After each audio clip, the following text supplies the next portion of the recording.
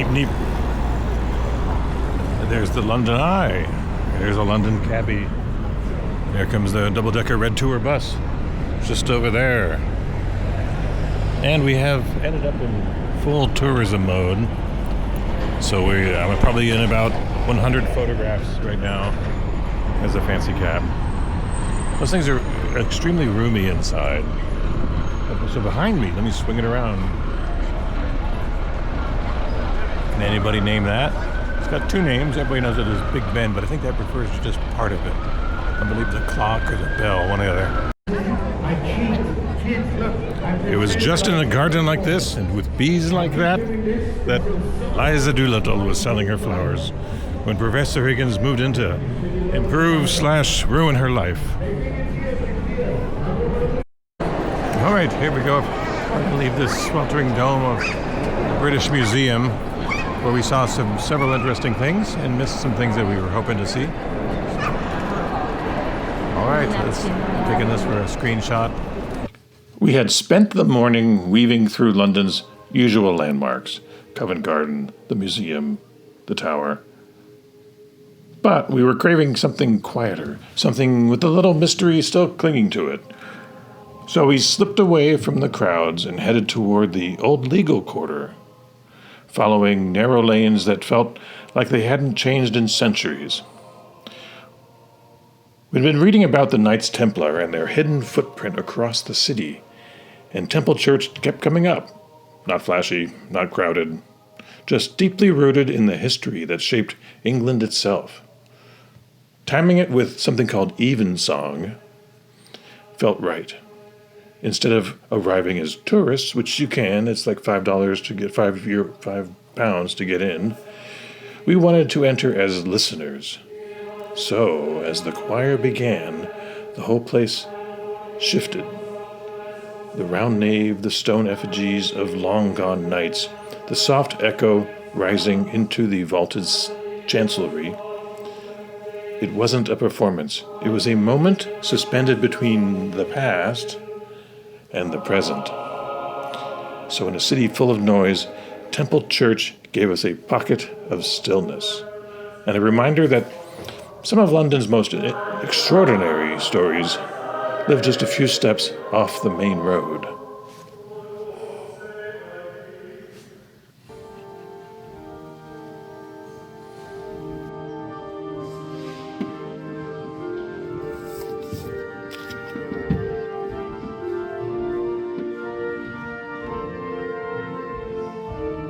And why not? We're in a Templar church, the Temple Church in London, and that roof did not survive World War II, but it looks quite dramatic now. And here's some Knights Templar who died in 1241. Quite amazing. And there's a fellow there who kind of looks like one of these guys. So many things about this building. I think 6 or 7 of the people who are in that painting of the signing of the Declaration of Independence are from this building, were members of this church. And also from this church, I read over there that the Magna Carta was signed here.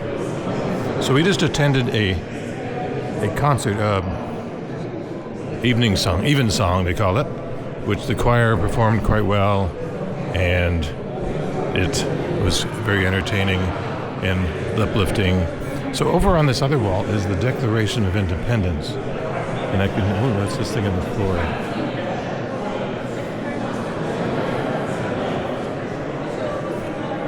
So you can't quite see it on this camera, but one of those emblems on the left of the organ up there is the Templar cross. White background, red cross.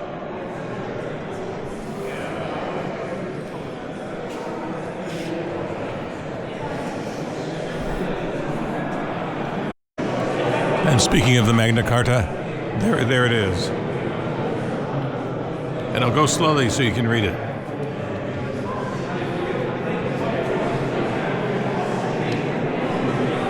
Some more knights.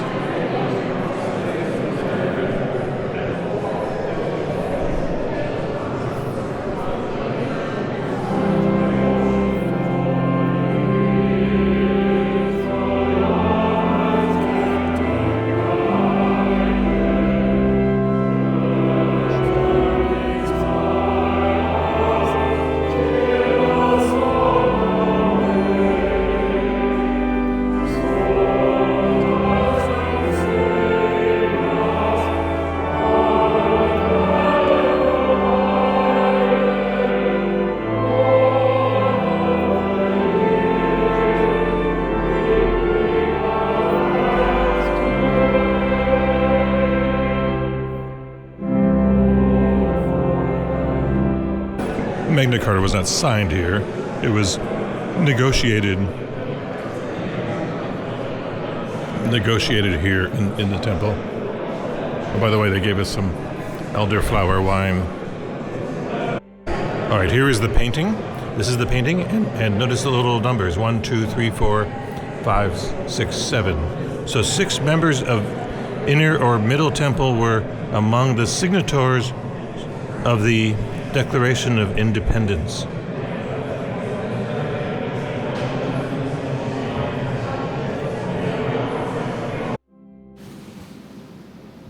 Well, I hope you have enjoyed this quick little tour of our visit to Temple Church. And until you get a chance to visit, I'll post a link in the description and in the comments to one of the Evensongs. Not the one we went to, but any Evensong there is good. So you get a taste of what it's like for that choir and that organ to sing and the message.